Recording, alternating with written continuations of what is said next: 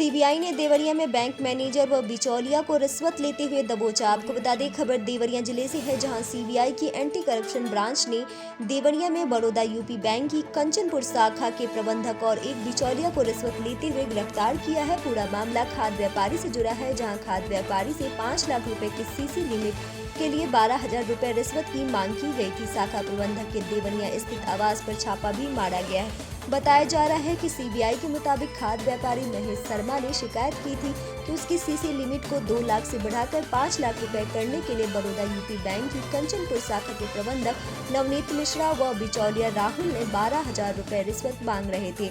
दस्तावेजों के परीक्षण करने के दौरान 10,000 रुपए ले चुके हैं और शेष 2,000 देने के बाद लिमिट मंजूर करने की बात कह रहे थे, जिसके बाद सीबीआई की एंटी करप्शन टीम ने बड़ौदा यूपी बैंक के कंचनपुर शाखा पर रिश्वत लेते हुए शाखा प्रबंधक और बिचौलिया को गिरफ्तार किया है। BNY न्यूज के लिए देवरिया से मोइन खान की रिपोर्ट।